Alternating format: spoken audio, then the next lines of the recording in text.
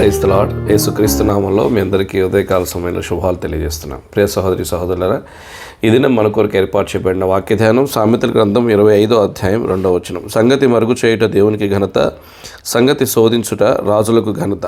దేవుడి మాటలు మన వెనుకలో దీవించునుగాక.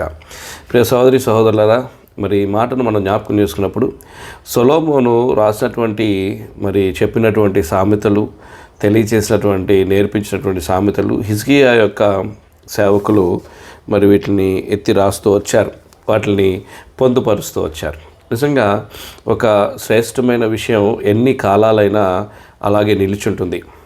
చాలా తరముల వరకు కూడా ఆ శ్రేష్టమైన విషయాన్ని మర్చిపోరు.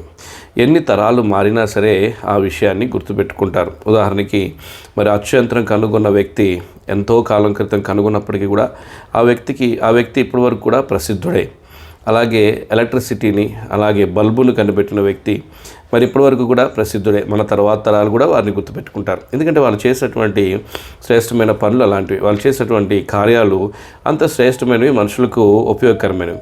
కాబట్టి ఇవన్నీ కూడా మనం జ్ఞాపకం చేసుకుంటే, కంప్యూటర్ కనిపెట్టిన వ్యక్తి, ఇలాగూ శాటిలైట్స్ కనిపెట్టిన వ్యక్తి, చంద్రమండలం మీద మొట్టమొదటిసారి అడుగుపెట్టిన వ్యక్తి, వీరందరూ కూడా ప్రపంచమంతా కూడా దేశ భాషా భేదం లేకుండా, అలాగే తరాల భేదం లేకుండా అందరికీ కూడా గుర్తుండిపోతారు. అందరూ కూడా వారి గురించి తెలుసుకుంటారు. అలాగే సొలొమోను చెప్పినటువంటి సామెతలు ఎంతో ఘనమైనవో ఆ తరం మారిన తర్వాత హిజ్కియా కాలంలో కూడా హిజ్కియా యొక్క సేవకులు ఆ సొలొమోను సామెతలను ఎత్తిపడుతూ వచ్చారు. ప్రియమైన వాళ్ళరా, అలాగే దేవాది దేవుడు యేసుక్రీస్తు ప్రభువారు కూడా తరతరాలు నిలిచే దేవుడు, యుగ యుగాలు ఉండే దేవుడు. మనుషులు చేసిన మంచి పనులకే ఇంతగా మనుషులు గుర్తింపబడితే దేవాది దేవుడు యుగయుగాలు తరతరాలు పూజింపబడుతూనే ఉంటాడు. అలాగే ప్రతి మనిషినికి తెలుస్తూనే ఉంటాడు. కానీ తరతరాలు నిలిచేటువంటి దేవుడు మన దేవుడు. ఆయన రాజ్యము సదాకాలం నిలిచేది, శాశ్వత రాజ్యము ఆయన రాజ్యము. కాబట్టి మనము కూడా దేవుని గురించి ఇంకా ఎక్కువగా ప్రజలకు తెలియజేస్తూ, ఇంకా ఎక్కువగా నేర్పిస్తూ రావాలి. అయితే ఇక్కడ మనం జ్ఞాపకం చేసుకుంటే, సంగతి మరుగు చేయుట దేవునికి ఘనత, సంగతి శోధించుట రాజులకు ఘనత. ఈ మాటను జ్ఞాపకం చేసుకున్నప్పుడు మనకి ఇక్కడ అర్థమయ్యే విషయం ఏంటంటే, దేవుడు తన సృష్టిని చాలా అద్భుతంగా చేస్తూ వచ్చాడు. చాలా ఆశ్చర్యకరమైన విధానంలో చేస్తూ వచ్చాడు. చాలా మంచిగా చేస్తూ వచ్చాడు. చేసేటువంటి దేవుడు దాన్ని కొంత మనుషులకు మరుగు చేస్తూ వచ్చాడు. ఎందుకు మరుగు చేయవలసి వచ్చింది, ఎందుకు మరుగు చేస్తూ వచ్చాడు అని మనం ఆలోచన చేస్తే, దేవునికి అది ఘనత. దేవుడు చేసిన పనిని ఎవరూ తెలుసుకోలేని విధంగా దాన్ని మరుగు చేయటం దేవునికి ఘనత. అయితే అదే సమయంలో దేవుడు ఇది కూడా చూస్తుంటాడు.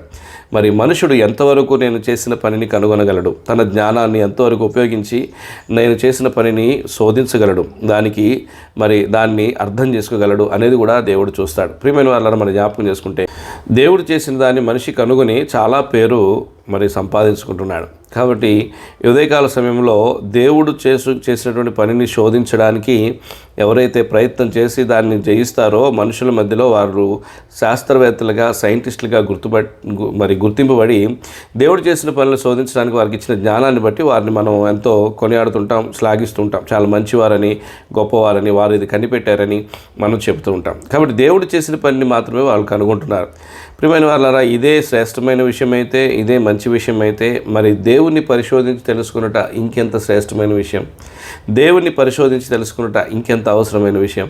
కాబట్టి దేవుడు నీయందు నాయందు ఈ విషయాన్ని ఎదురు చూస్తున్నాడు. నన్ను ఎంతగా ఈ మానవుడు తెలుసుకోగలడు, నన్ను ఎంతగా గ్రహించగలడు, నన్ను ఎంతగా గుర్తించగలడు, ఎంతగా నా గురించి తెలుసుకోగలడు, తన జ్ఞానాన్ని ఉపయోగించి నన్ను ఎంతగా అర్థం చేసుకోగలడు అని దేవుడు ఎదురు చూస్తున్నాడు. కాబట్టి మనకు దేవుడిచ్చే ఘనత ఏంటంటే ఆయన్ని తెలుసుకోవడం.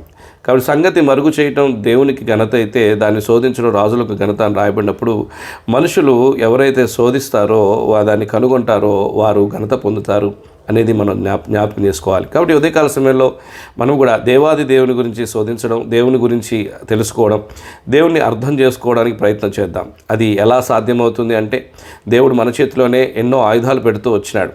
అదేంటంటే మన హృదయం ద్వారా దేవుణ్ణి శోధించడం, రెండవది వాక్యము ద్వారా దేవుణ్ణి అర్థం చేసుకోవడం, తర్వాత ప్రార్థన ద్వారా దాన్ని మనం గ్రహించగలగడం. కాబట్టి ఎప్పుడైతే ఈ విధంగా మనం చేస్తామో, మన హృదయాన్ని దేవుడి మీద నిలుపుతామో, వాక్యాన్ని ధ్యానిస్తామో, అలాగే ప్రార్థనా జీవితాన్ని గడుపుతామో, మనకి దేవుడు అర్థమవడం ప్రారంభిస్తాడు. కానీ ప్రార్థన కేవలము మనకు అవసరాలు తీర్చుకోవడానికి ఒక సాధనం మాత్రమే కాదు. దేవుణ్ణి తెలుసుకోవడానికి దేవుని దగ్గర కూర్చోండి. ప్రార్థనలో దేవుణ్ణి తెలుసుకోవడానికి కావాల్సినవి అడగండి. ఆ జ్ఞానాన్ని, ఆ సమృద్ధి అయినటువంటి ఆలోచనను, వివేచనను దేవుడు మనకి ఇవ్వాలని దేవుడిని అడగండి. కాబట్టి అప్పుడు ఖచ్చితంగా దేవుడు మనకు అనుగ్రహిస్తాడు. మనం దేవుడిని తెలుసుకోగలుగుతాం, ఎరగలుగుతాం. దేవుడు సంతోషిస్తాడు. తాను చేసిన వాటిని గ్రహించిన వారే గొప్పవారైతే తననే గ్రహించిన వారు ఇంకెంత గొప్పవారు. కాబట్టి ఇవన్నీ చేసిన సృష్టికర్త యొక్క సృష్టిలో ఉన్నటువంటి వింతలు కనుగొనేవారే మనుషుల్లో ఎంత పేరెన్నిక కలిగిన వారైతే ఈ సృష్టికర్తని తెలుసుకుని అర్థం చేసుకున్న వారు ఇంకెంత పేరెన్నిక గలవారు అవుతారు. ప్రియ సహోదరి సహోదరుడా, ఉదయకాల సమయంలో ఒక మంచి తీర్మానంతో మరి ఈ కాలాన్ని ముందుకు గడుపుదాం. మన యాత్రని ముందుకు కొనసాగిద్దాం. దేవుని తెలుసుకోవడానికి మన మనసును నిలుపుదాం. కాబట్టి సంగతి మరుగు చేయటం దేవునికి ఘనత, దాన్ని తెలుసుకునుట నీకు ఘనత. దేవుడి మాటలు మన వెనుకల్లో దీవించి మనకు అర్థమగునట్లు బోధించునుగాక. ప్రార్థన. మహాగురుపులిన తండ్రి, మహోన్నతుడు అయిన దేవా, ఉదయకాల సమయంలో మాతో మాట్లాడుతూ వచ్చిన మాటలకి నీకు స్తోత్రాలు.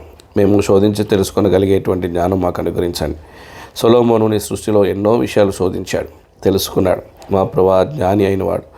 మా ప్రభా ఈ దినాన అనేక మంది శాస్త్రవేత్తలు నీ సృష్టిలో నుండి తెలుసుకుని శాస్త్రవేత్తలుగా మా ప్రభు గొప్పవారిగా మా ప్రభు తండ్రి మరి గుర్తింపబడుతూ వచ్చినారు.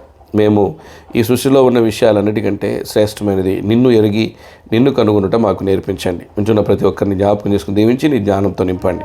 ఈ పరిచయం నిగటి ఫలింపచేసి అనేక మందికి ఆశీర్వాదకరంగా దీవెనకరంగా చేయమని ప్రార్థన చేస్తున్నాం. దయల తండ్రి మరి అనేక మందికి వ్యాపింపజేస్తున్నామని ప్రార్థన చేస్తున్నాం. నీ కొందరములు స్తోత్రం తెలియజేసుకుంటూ నీ ప్రజలకు క్షేమకరమైనటువంటి విషయాలు మీరు ప్రతిదినము వారితో మాట్లాడి ముచ్చటించి బోధించి మేలు చేయమని యేసుక్రీస్తు ప్రభువారి శ్రేష్టమైన శ్లాఘనీయమైన సార్వభౌమాధికారం కలిగిన నామంలో అడిగి ప్రార్థిస్తున్నాం తండ్రి. ఆమేన్. Praise the Lord. దేవుడు మిమ్మును దీవించును గాక.